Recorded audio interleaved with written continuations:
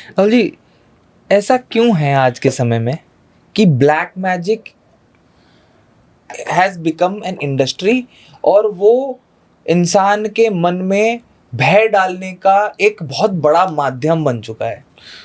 देखिए, black magic मतलब काला जादू, अब जब तक लोग डरेंगे नहीं तब तक दुकान कैसे चलेगी?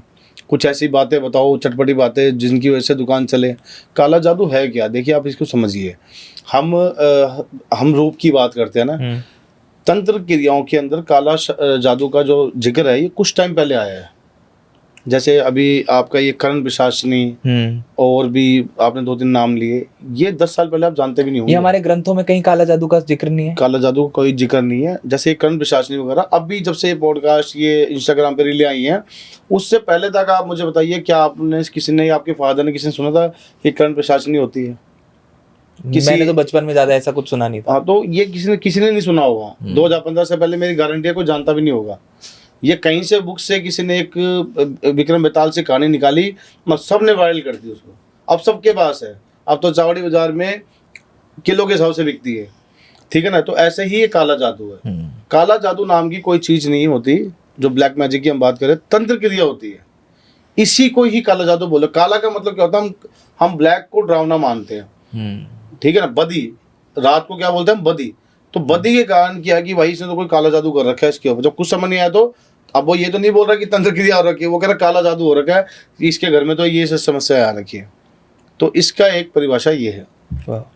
एक और चीज है, मेरे को बड़ा मजा आता है ये बात पूछने में, क्योंकि मैं इन चीजों में ज्यादा विश्वास नहीं करता, बट कुछ लोग मुझे ये खुद बोलते हैं कि यार तुझे ना इन चीजों पे विश्वास करना चाहिए।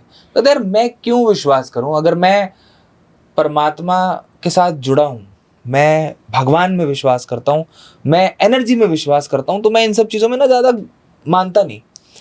ये जो दरबार लगते हैं, ठीक है, आपके चेहरे पे भी मेरे को वो मुस्कुराहट दिख गई, तो एनर्जी बैलेंस हो गई मुझे लग रहा है।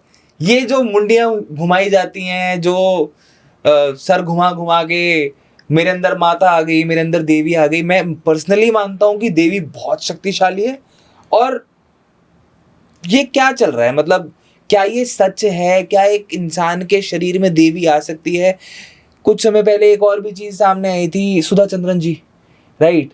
उनके एक परफॉर्मेंस में बोला गया कि उनके अंदर भी देवी आ गई थी। क्या एक इंसान के शरीर में भगवान जैसी शक्ति आ सकती है? देखिए, शास्त्र विधि बात करते हैं, जिन लोगों के ऊपर देवियां आती हैं या हनुमान जी आते हैं, मैं तो बड़ा हंसता हूँ। कार्टून लोग हैं ये, और टोटल पाखंड है, टोटल पाखंड। अब आते हैं हनुमान जी के ऊपर पहले, फिर माता के ऊपर आएंगे। बाली के अंदर एक पावर थी कि जो भी उसके सामने आता था तो उसकी आधी पावर खींच लेता था, राइट। गलती से हनुमान जी चले गए, हनुमान जी कहते सॉरी, उनके अंगूठे की परछाई मान लो, बाली के अंदर इतनी शक्ति समा गई कि बाली फटने सा हो गया, और हाथ जोड़ने तक में भी उसको कष्ट हुआ था। ऐसे ऐसे ऐसे ऐसे, ऐसे हिल गया था वो हनुमान जी के आगे। तो हनुमान जी बिल्कुल साइड में हुए, क्योंकि जो पावर थी ना इतनी जबरदस्त थी कि बाली जिसने रावण को कांख में घुमा के 6 महीने चक्कर लगाए थे, उसकी हालत खराब हो गई। और यहाँ किस में आ रहे हैं? दांत देखना कभी, गुटखा खाते हुए आदमी, घर से निकाला हुआ, एक मंदिर में बैठ के मंगलवार शनिवार की चौकियां लगा रहा है। अच्छा, हनुमान जी आ रहे हैं, मुंह फुला रहा है। ये गुटके वाला पता है बहुत फनी था। वो बोलो जुबान केसरी, बोलो जुबान केसरी, है ना? तो वो अच्छा मुंह फुला रहा है। अरे हनुमान जी बंदर नहीं थे भाई। अब उसको बेचारे को क्या पता, 5वीं फेल है वो स्कूल भी नहीं गया। अगर वो स्कूल जाता तो कुछ पढ़ता कि हनुमान जी बंदर नहीं थे, वानर थे, वानर। वानर और बंदर में उतना ही अंतर है जितना कि बंदर और इंसान में अंतर है। नहीं, ये तो साइंस भी मानती है कि ह्यूमन एवोल्यूशन जो हुआ है वो पहले वानर यानी होमोसेपियन से ही हम लोग आगे बढ़ के ह्यूमन रूप में आए, डेवलप हुए।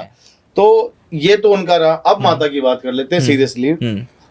दुर्गा सरस्वती में, क्योंकि मैं दुर्गा सरस्वती उपासक हूँ, तो मैं दुर्गा सरस्वती का ज़्यादा मैं देता हूँ उदाहरण। दुर्गा सरस्वती में जब शुंभ निशुंभ नाम के महादेव थे, इंद्र और समस्त देवताओं को, जिनमें कौन? वायु देवता, इंद्र देवता, यम देवता, कुबेर देवता, समस्त देवता, अग्नि देवता, सबको सड़क से निकाल के बाहर फेंक दिया। तब समस्त देवताओं ने, शब्दों को पकड़ना, इंसान ने नहीं, समस्त देवताओं ने 11,000 वर्षों तक माता की पूजा की थी।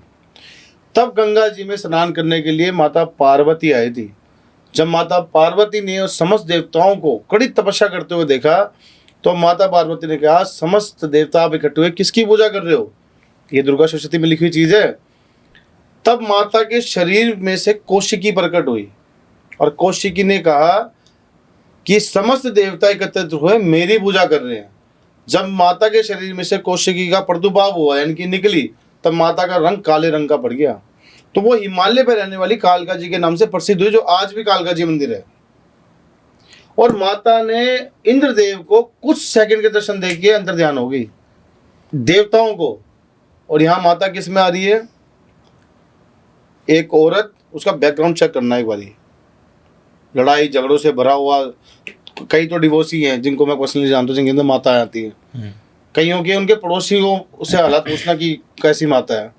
अब बात करते हैं उनकी, जिनकी आपने बताया कि जो सेलिब्रिटी है। आप कभी ड्राइव करना और उसमें जोशीले गाने लगा लेना, आपका मन करेगा भी मैं भी पेशेंट निकाल लूँ, फायर मार दूँ। सैड सॉन्ग सुनना, आपको चाहे आपकी लाइफ अच्छी चल रही है, आपको लगेगा दुख है, कुछ फीलिंग्स बाहर आ जाएंगी, ठीक है।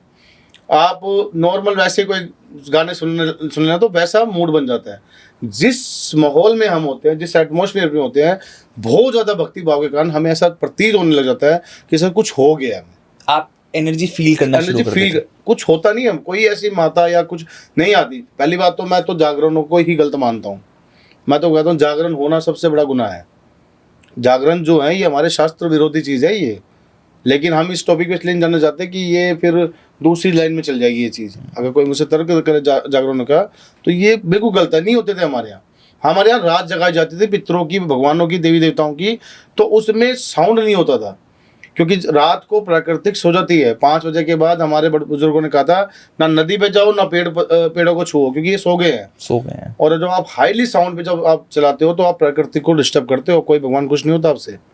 भगवान खुश जब होता है जब आप अपने पितरों के लिए रात जगाओगे, जब आप अपने देवी देवताओं के लिए, अपनी माँ के लिए, अपने भाई बंधुओं के, अपने परिवार के साथ बैठ के, ना कि हुड़दंग मचा करके। तो जब ये हुड़दंग मचते हैं ना हाईली लाउड स्पीकर में, तब हमें ऐसा लगता है जैसे कोई हमारे अंदर आ गया। कोई माता नहीं आती। हमारा शरीर, अगर मैं ऊपर से ये लेयर्स निकाल दूँ ना आपकी या एक इस दुनिया में सबसे सुंदर लड़की की, तो आप उस लड़की की तरफ 2 सेकंड से ज़्यादा नहीं देख पाओगे। उस लड़की के अंदर बहता खून, पीप, जानते हो, पस, जिसके अंदर इतनी गंदी स्मेल होती है, वो ऐसा चरित्र होगा। जब किसी का एक्सीडेंट होता है ना, तो आप देखिए हड्डी, किसी की देखिए हड्डी टूटे, वो देख नहीं पाएंगे हम। इतना कुरूप रूप है हमारा। और ताकत की बात करें तो हमारा शरीर जो है एक लिमिट से तक खून बर्दाश्त नहीं कर सकता। ब्लॉकेज जो होते तो हार्ट अटैक आता है हमें। और हम किन की बात कर रहे हैं? जिन्होंने सूर्य देव को अपने मुख में डाल लिया। धरती से लाखों करोड़ों गुना बड़ा, जो ब्रह्मांड के रचयिता हैं, जो संहार करने वाली देवियां, उनके ऊपर। ये सब झूठ है, पाखंड है।